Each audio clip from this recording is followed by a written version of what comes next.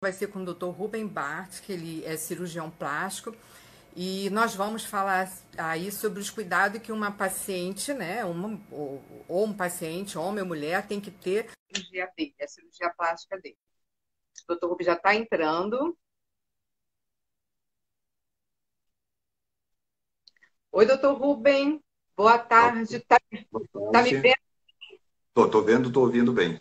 Maravilha, que ótimo. Então vamos começar a nossa live. Doutor Rubem, fala um pouquinho da sua vida profissional. Pois não, boa tarde a todos. É um prazer estar aqui para falar de um assunto que eu adoro, que é cirurgia plástica. Minha vida toda lidei com cirurgia plástica, então isso faz parte de tudo que eu faço. Eu me formei em Santa Maria, no Rio Grande do Sul, em 1979. Então lá vão mais de 40 anos de formado. Desde o primeiro ano de medicina eu já me interessei por cirurgia, já entrava em cirurgia, já auxiliava, já. Então, se eu for contar com esses anos de estudo, são quase 50 anos de cirurgia. Depois eu fui a Porto Alegre e fiz cirurgia geral, mais 3 anos. Fui para o interior do Rio Grande do Sul, trabalhei com cirurgia geral 4 anos e depois vim para o Rio de Janeiro fazer cirurgia plástica. De cirurgia plástica já são 35 anos, então, que eu acompanho, que eu faço, e estou aqui no Rio de Janeiro. Então, a trajetória é Maravilha. muita cirurgia, muita dedicação. Como diz, a Sueli me acompanha nas cirurgias e é difícil me tirar de dentro do centro cirúrgico. Muito difícil. Então tá. Então, doutor Rubem, fala pra gente quais os cuidados que uma pessoa, né, mulheres e homens que desejam fazer cirurgia plástica, eles devem ter. Qual é o seu conceito? O passo a passo, então vamos lá. A paciente está assim, a paciente ou o paciente está imaginando, então, fazer uma cirurgia. Ele já começa a pensar assim nas indicações de amigas que já fizeram, ou então vai perguntar para as amigas, então, se tem algum médico de confiança. É muito importante essa indicação de paciente já operado. E a outra indicação também que é importante também são os médicos das pacientes que indicam um cirurgião quando ela manifesta essa ideia para ele numa consulta ou num telefonema. Aí o próprio médico da paciente, outro cardiologista, ou clínico, ou endócrino, indica o cirurgião. Seria esse o caminho. O que a paciente tem que fazer, então, mediante essa indicação? Ela tem que procurar saber se o médico é especialista em cirurgia plástica, se ele é associado da Sociedade Brasileira de Cirurgia Plástica, porque nós que somos sócios da sociedade, não é se inscrever e entrar na sociedade. Tem que fazer prova oral, prova escrita, tem que fazer residência de cirurgia plástica, que são 3 anos após a residência de cirurgia geral, e tem que prestar essas provas para ser aprovado para a sociedade. Então, esse é um processo longo que qualifica as pessoas na cirurgia plástica, os cirurgiões. Isso seria o passo a passo. Tá? E depois ir à consulta pessoal, para conversar com o cirurgião, sentir aquela empatia, sentir a segurança do cirurgião, uma consulta, uma reconsulta, quantas vezes for necessário antes de operar.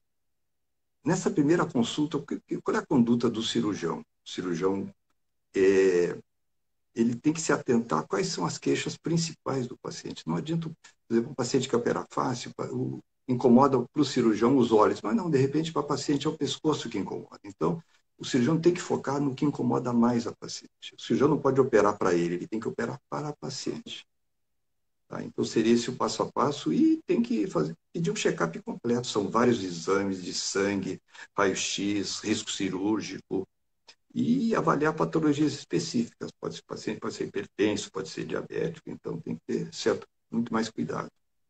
Uhum. Seria Doutor isso. Rubem, o local onde a paciente faz a cirurgia é muito importante também, né? O paciente ficar atento a isso, ao O local. paciente tem que também ele se interessar para onde vai ser operado. Isso é uma pergunta assim, recorrente.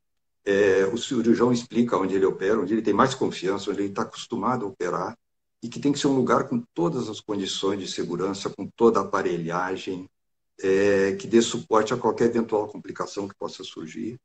E, e tem que seguir esse passo a passo. Não, já na consulta, já a gente faz várias fotografias em várias posições que são muito importantes, porque na hora da cirurgia, Por exemplo, um abdômen, a gente opera deitado o abdômen e a paciente tem que fazer as fotografias de pé. Por quê? Quando ela deita, o abdômen muda completamente. Então, na hora da cirurgia, tanto face, mama, abdômen, todas as cirurgias, eu levo uma série de fotografias para a sala, que eu mesmo faço. E as fotografias são muito importantes, junto com o plano cirúrgico que eu faço junto com a paciente.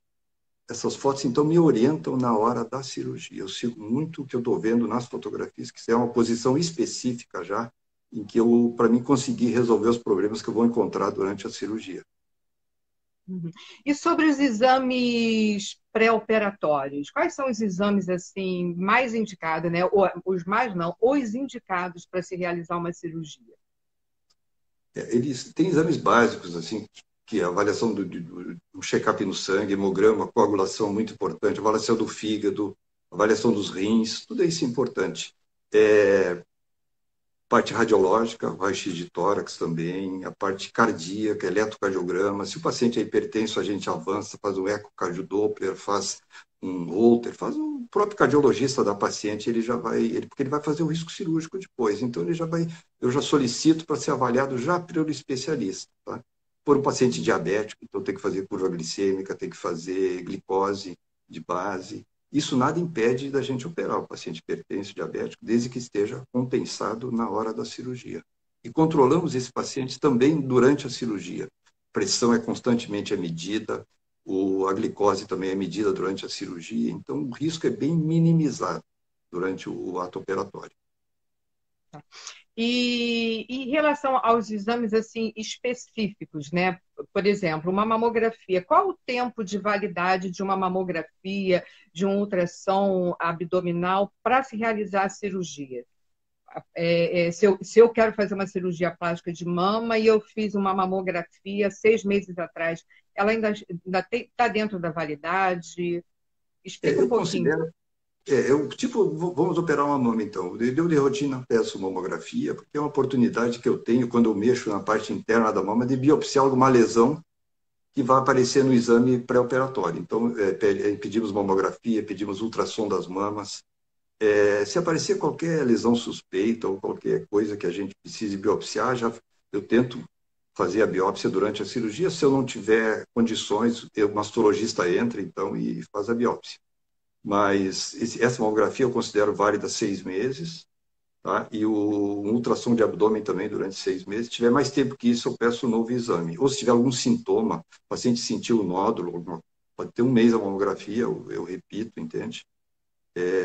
Então, cada caso é um caso. Isso tem que ser avaliado, tem que ser assim, bem conversado com a paciente durante a consulta. Doutor Rubem, e a idade? A idade é uma objeção para realizar a cirurgia? Para certa cirurgia, sim. Por exemplo, a gente opera muito orelha em abano. Orelha em abano não deve operar antes de 6, 7 anos é melhor. Por quê? Porque a orelha não está completamente desenvolvida e essas intervenções podem alterar a circulação da orelha, pode alterar o crescimento da orelha, então não convém operar antes de 6, 7 anos uma orelha em abano. Que é quando mais ou menos a criança... Agora já antes, mas antigamente eles iam com essa idade para a escola, agora já vão bem antes. Uma mama, por exemplo, se a mama não está totalmente desenvolvida, não é conveniente mexer na mama, colocar cicatrizes na mama.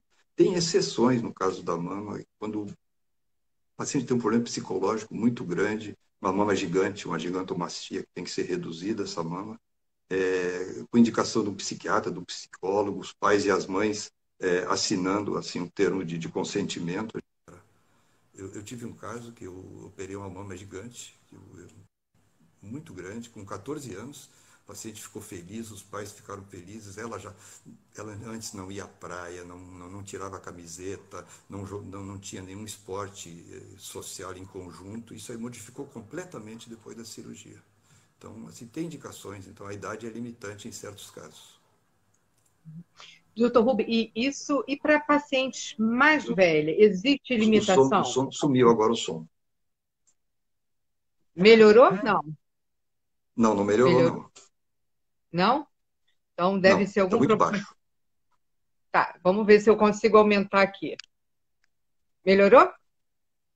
Está muito baixo ainda. Agora voltou. Muito baixo, mas tudo bem. Você está ouvindo bem? Eu estou te ouvindo bem. E em relação a pacientes mais velhas, existem objeções assim de idade? Existe um limite de idade? Não, o que limita a cirurgia é o estado de saúde. O paciente pode ter 25, 18 anos, qualquer idade assim, e não ter saúde para operar.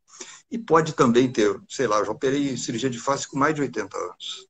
Estava bem de saúde, a gente fez com todas as garantias, um hospital com todas as condições, modificou um pouquinho a anestesia da cirurgia e conseguimos realizar o procedimento. Então, é, a idade, assim, a idade limite não tem. Não tem. A gente é que tem que avaliar bem o paciente e operar com todas as garantias. Maravilha. E um dos grandes medos das pacientes, né, das pessoas que pretendem fazer cirurgia plástica, é a anestesia. É o pavor das pacientes, né? Fala um pouquinho sobre anestesia. Essa é uma pergunta recorrente também na consulta: que tipo de anestesia vai ser feita para aquela cirurgia? Então, a anestesia depende, então, da cirurgia. Por exemplo, uma prótese de mama que nós colocamos pode ser feito local com sedação, com a presença do anestesista todo o tempo na sala operatória, controlando todos os sinais vitais da paciente. Eu faço a anestesia local, ele faz a sedação, e uma cirurgia de uma hora e pouco, a gente completa o procedimento, o paciente vai embora no mesmo dia da cirurgia. Cirurgias maiores, então, tipo uma face ou um abdômen, eu faço anestesia geral, complementada com o local. O que é essa complementação? É uma infiltração nos locais que eu vou mexer, que eu vou operar, que diminui o sangramento transoperatório e permite ao anestesista fazer menos anestésico. Então, favorece o paciente, porque eu uso vasoconstritor, que sangra menos a cirurgia, ele recebe menos anestesia geral, tá? E para mim, facilita a cirurgia essa infiltração desses tecidos que eu vou mexer. Então, dá para usar, então, assim, conforme a cirurgia, a gente escolhe a anestesia. Uhum. E sobre a segurança da anestesia geral, porque o pânico é a anestesia geral, né, que o paciente tem. Fala um pouquinho da segurança dessa anestesia, desse tipo de anestesia. Os aparelhos de anestesia hoje são computadores, é tudo computadorizado. O paciente, então, é ligado no aparelho, então o aparelho mede a pressão de tempo, intervalos de tempo, tipo assim, cada 15 minutos. Tem um aparelhinho no dedo que chama oxímetro, que ele mede a cada segundo a quantidade de oxigênio que chega na ponta do dedo. Se chegar na ponta do dedo, ele vem pelo pulmão, ele chega no corpo todo, esse oxigênio. Então, esse dado nos dá a cada segundo como está a oxigenação do paciente, o aparelho de pressão, a pressão, o eletrocardiograma é contínuo durante toda a cirurgia. Tá? E tem também uma medição até de pressão de oxigênio e ar dentro do pulmão, na anestesia geral. Esse oxigênio que o paciente recebe é 100% a concentração. Eu que estou operando, o oxigênio lá é 20%. Então, o paciente está melhor oxigenado do que o cirurgião que está operando ele. Então, toda essa monitorização nos dá segurança do procedimento, inclusive cirurgias grandes, de 5, 6 horas.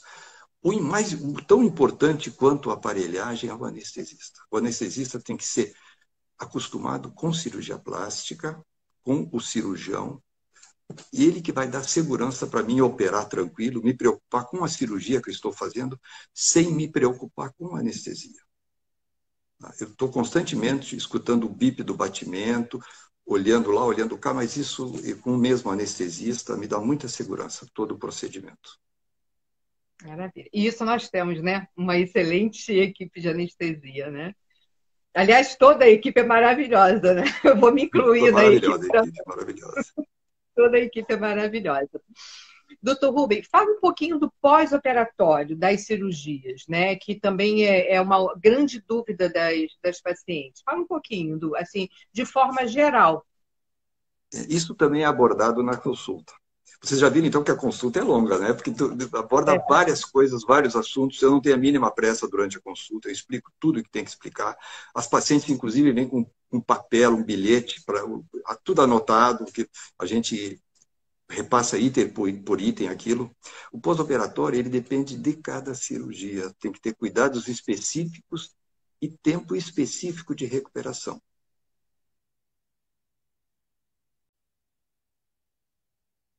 dias, então tudo é Doutor cuidados. Rubem, E, só um pouquinho, volta sim, um pouquinho porque travou, a internet falhou. Volta só um pouquinho. não, claro, claro, não, sem problemas. Toda cirurgia tem cuidados específicos dependente da região do corpo que a gente vai abordar. Por exemplo, a cirurgia de face, região aqui do tórax para cima do pescoço, da face. Não falar muito, não mobilizar muito a cabeça, dormir de barriga para cima, não falar muito. Então, tudo isso depende. Não dirigir nos primeiros 15 dias, não nada muito duro para mastigar. Uma cirurgia de mama já tem que ter cuidados com os braços, da mobilização dos braços. Muito. Então, o abdômen é a parte abdominal, de não fazer esforço. Então, tudo tem cuidados específicos. O que o paciente tem que fazer é se planejar para essa recuperação. Planejar como? Planejar na parte de alimentação, de cuidados, de transporte para o consultório. Isso tudo, então, tem que ser bem planejação específica e cuidados daquela região que foi operada. A cirurgia de face, então, tem que ter cuidado nesse segmento superior, pescoço, cabeça, não mobilizar muito a cabeça, não falar muito, não mastigar alimentos muito duros, não dirigir nos primeiros 15 dias por causa desse movimento lateral. E a mama, por exemplo, seria mais o cuidado de braço, nariz tem cuidados específicos também. Então, cada cirurgia, a recuperação em média, vamos pensar assim, de 15 a 20 dias a gente já dá para ter um convívio social. Uhum. Nesse pós-operatório. Tem cirurgias mais demoradas, tipo um abdômen que mexe na musculatura, que tem um descolamento grande, que associa sempre uma lipoaspiração. Então, essa é uma cirurgia que fica com dreno também. Então, é uma cirurgia que tem que ter mais cuidado e demanda mais um pós-operatório maior. Mas, por exemplo, uma prótese de mama é uma cirurgia muito tranquila e que a alta é no mesmo dia, o paciente na semana seguinte já está trabalhando desde que não pegue peso e não mobilize muito os braços. Então, isso depende. Cada uma é diferente, o pós-operatório, o tempo de recuperação. Tá. E para dirigir, doutor Rubem? Dirigir, sol, atividade física?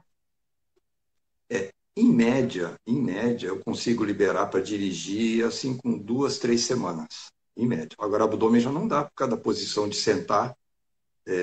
A mama não tem problema. A face, virar o pescoço com cuidado, com 15 dias já pode dirigir. Nariz é tranquilo, não tem nenhuma restrição assim, para dirigir. Na semana seguinte já pode. Sol é uma coisa mais complicada devido às cicatrizes, então tem que ter uma restrição de pelo menos um contato direto com o sol de uns 3 meses. Academia, eu já libero a maioria das cirurgias para caminhar um mês, e para começar na academia, com 45 dias, um mês e meio, dá para começar devagar, fora aquela região que foi operada. Com 2 meses já pode ir na região operada também. Então, isso tudo devagarinho depende da recuperação do paciente e do tamanho do procedimento, porque cada cirurgia demanda um tipo de procedimento maior ou menor, depende do problema que eu vou resolver na cirurgia. Então, por exemplo, uma mama gigante, que vai ter que um pós-operatório muito mais cuidadoso, vai ter uma ressecção grande de tecidos, cicatrizes maiores, é diferente de uma prótese de mama que a cicatriz é 4 centímetros, só a inclusão da prótese. Então, a recuperação é diferente também. Cada caso é um caso. Maravilha. Doutor Rubem, um outro grande medo, né, receio das pacientes são as cicatrizes, né? O senhor falou aí de cicatrizes grandes, quando a paciente faz mama, quando faz a mamoplastia Mama de redução. reposição. Mama Isso. redução, cicatrizes grandes. E esse é um outro receio, né? Fala um pouquinho sobre os cuidados com as cicatrizes que as pacientes devem ter. Ali no pós-operatório faltou um adendo muito importante, que você também apara, é a drenagem linfática. É muito importante, foi uma aquisição assim nos últimos anos, que, excetuando o nariz, todas as cirurgias nossas têm drenagem linfática, no mínimo 2 vezes por semana. Ajudou muito na recuperação precoce dos pacientes e até para resolver melhor algumas coisas, tipo assim, algum pequeno encaroçamento no pós-operatório de uma lipo, isso ajuda aí dissolvendo. Então, as cirurgias mudaram completamente depois do advento da drenagem linfática. Isso é muito importante, esse adendo. Vamos então na cicatriz. Essa é uma pergunta assim, bem frequente no consultório. E a cicatriz, doutor? Às vezes eu até costumo marcar onde vai ficar a cicatriz, desenhar para a paciente ter noção de como vai ficar a cicatriz, para não se surpreender no pós-operatório. Tá? Tem casos assim que a gente consegue até minimizar a cicatriz. Eu até desenho um pouquinho maior para depois não ter a queixa. Doutor, o senhor disse que ia ser menor. Então, ficou menor, aí é legal. Aí ela adora aqui porque a cicatriz ficou menor. Hoje existem muitos cuidados com a cicatriz, desde cuidados transoperatórios, em que a gente evita muita tensão nos tecidos, ancora bem para não haver alargamento da cicatriz. E tem pacientes que já têm cicatrizes prévias, que já tem uma previsão, então, de dar uma hipertrofia ou dar um queloide.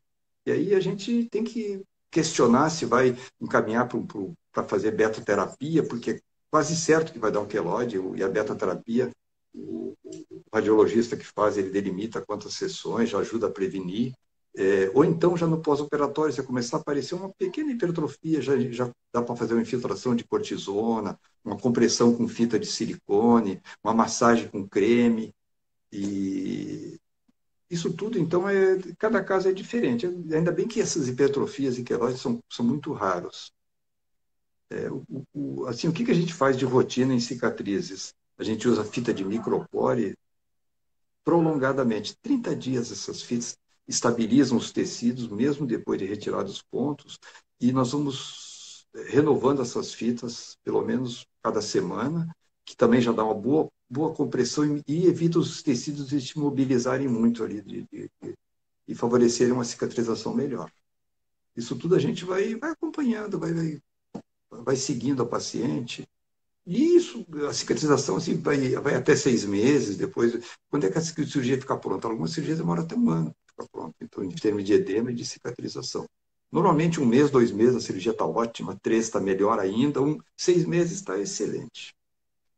Tá, fizeram uma pergunta aqui, a Dirce perguntou no lift facial, aonde ficam as cicatrizes? Normalmente, então, assim, a maioria dos casos, a cicatriz é na frente da orelha, que seriam para resolver essa flacidez aqui, tratar essa parte, o terço médio da face, uma cicatriz indo por trás da orelha e entrando um pouquinho no cabelo, que é para resolver a parte do pescoço, a parte cervical, e a outra cicatriz entraria um pouco no cabelo para fazer uma elevação lateral da cauda do supercílio. Isso é um caso, assim, seria o caso mais simples. Tem casos que tem que ter uma pequena cicatriz aqui embaixo, que é para tratar o músculo platisma, que é o que ele desce junto com a gordura e com a pele. E tem casos que tem muitas rugas na testa, supercílio muito caído, que teria que fazer uma incisão maior, coronal, por dentro aqui, para fazer uma elevação e tratar todas essas rugas. Cada caso é diferente do outro, cada caso assim tem que ser individualizado. Por isso que as fotografias são muito importantes. Eu numa cirurgia de face, por exemplo, eu levo para a sala 15 fotografias, em várias posições, contraindo a musculatura, de pescoço baixo, pescoço alto.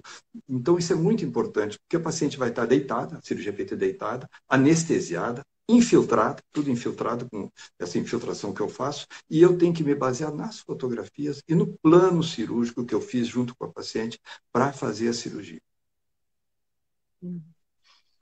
Doutor Rubem, voltando um pouquinho lá atrás, sobre a cirurgia de face, né?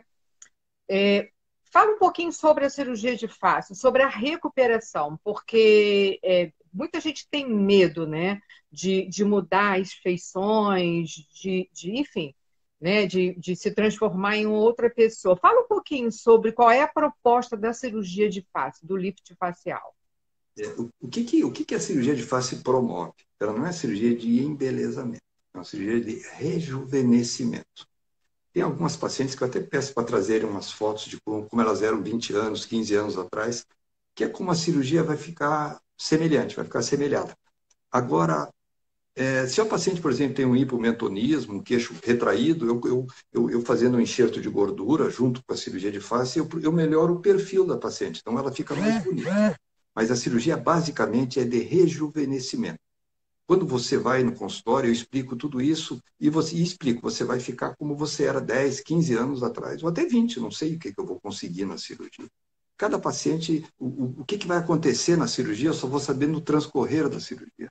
Eu vou tratar os problemas que tiver, que eu achar que deve, por exemplo, o pescoço, esses sulcos, essa parte que desce junto. Quando desce a pele, desce tudo. Desce a gordura, o suco que fica no lugar é o osso, o resto vai bem junto, o músculo, tudo. Isso eu tenho que subir tudo. Então, a cirurgia de face é uma cirurgia para durar muito. Não é uma cirurgia para daqui 2 anos o rosto cair. A cirurgia tem que durar uns, sei lá, 8, 10 anos, 15 anos a cirurgia. Por quê? Porque é uma cirurgia que trata de estruturas profundas e trata a pele. Trata tudo, traça as rugas finas também. É uma cirurgia, então, de rejuvenescimento. A pessoa não muda, a pessoa rejuvenesce. Esse é o objetivo da cirurgia. Maravilha. A gente já está chegando ao fim aí da nossa live e eu queria te pedir para você deixar uma mensagem para quem tem assim a intenção que quer realizar uma cirurgia plástica, né? Deixa uma dica aí para essa pessoa, por favor. Está me ouvindo? Estou ouvindo, sim. A cirurgia plástica cresceu muito nos últimos anos, ficou muito acessível para todo mundo. Nós temos muito congresso, muita jornada, a gente acompanha pelo mundo inteiro, tudo que é profissional. Agora a gente está tendo essas jornadas agora pela internet, pelo computador, pelo celular. Então a gente está... Tudo que acontece no mundo a gente está a par. A gente sabe tudo que dá certo e o que não dá certo em cirurgia. E a gente sempre escolhe aquilo que é melhor para o paciente. Se você tem vontade de fazer uma cirurgia plástica, encontre um cirurgião plástico da tua confiança, das tuas amigas já operaram, um cirurgião com experiência, veja se ele é da sociedade de cirurgia plástica, veja depoimento de pacientes, como é que ele te acompanhou no pós-operatório, como é que foi a cirurgia, o que você sentiu. Não quer dizer que essa paciente vai sentir igual a você, mas é um caminho assim, para te ajudar a definir o que você deve fazer. Vá no consultório, se você não gostar do cirurgião, procure outro, troque, entendeu? Porque tem que haver uma empatia entre o cirurgião e o paciente, tem que ter uma confiança muito grande para você fazer uma coisa invasiva, que nem a cirurgia, e ter uma confiança de que vai ficar muito melhor no pós-operatório. Isso é importante, você tem que se informar antes de ir na cirurgia, antes de consultar. E ninguém melhor do que o seu médico para indicar alguém da sua confiança, ou então pacientes que já operaram, suas amigas, alguém que você conheça. Esse é o caminho. Tá. E fala sobre um pouco da recuperação. O que a paciente precisa fazer para ter uma boa recuperação, doutor Rubem? Ela tem que ter um planejamento. Esse planejamento, eu dou as dicas lá no consultório, que cada cirurgia é diferente. Uma cirurgia de face, por exemplo, a paciente vai ficar muito limitada na primeira semana. Então, ela vai ter que ter alguém para ajudá-la em casa, vai ter que ter alguém para levá-la no consultório, já com 3, 4 dias, já para começar já a fazer as drenagens. Então, então, basicamente é isso, é planejamento. Porque ficando dentro do planejamento vai dar tudo certo. Eu costumo dizer que nenhuma cirurgia dói. Não sei se são as minhas que não dói, mas é o que a gente observa no consultório. O paciente toma uma dipirona, basicamente 1 em 10 pacientes. Então, o pós-operatório é muito tranquilo. Nós acompanhamos todas as pacientes pelo menos 2 vezes por semana lá no consultório. Então, estamos sempre à disposição. Já na consulta, a paciente sai com o meu celular, já que ela pode até me tirar dúvidas comigo, com a Sueli também, o celular da Sueli, já na consulta. Tá? Então, a gente está sempre à disposição, não tem hora, porque o paciente é um momento que o paciente está fragilizado, e tem que ter todo o apoio, todo o apoio. Basicamente é isso. Pós-operatório depende, então, da cirurgia, e a gente vai dar o apoio total. O cirurgião tem que dar o apoio total no pós-operatório. Não tem hora, não tem dia. Tem que estar sempre disponível. Maravilha. Você está conseguindo me ouvir bem, Rubem? Muito bem, muito bem. E você? Tá, que bom. Olha só, eu quero te agradecer aí pela participação, tá? Foi muito produtiva a live, eu tenho certeza, porque são dúvidas que todas as pacientes, né, mulheres e homens têm, né? Então, eu quero te agradecer aí pela live, tá bom? Foi muito bom conversar com você, assim, profissionalmente. Aliás, a gente conversa sempre profissionalmente, Não, né? E graças, eu que agradeço essa oportunidade de conversar com você, com todo mundo, todo o pessoal que está assistindo. E o meu conselho é esse: você vai te fazer feliz, você está incomodado com algum problema, procure um cirurgião, converse. Se você não gostar, procure outro. Se não quiser fazer, não custa nada. Você tentou, você agiu. O pior é não agir e continuar infeliz. Muito obrigado a todos. Obrigado, Sueli. Um beijo. Obrigada, gente. Eu termino aqui a live com o Dr. Huber. Obrigada aí pela participação de vocês, tá bom? A gente se vê aí numa outra live. Boa tarde. Obrigado.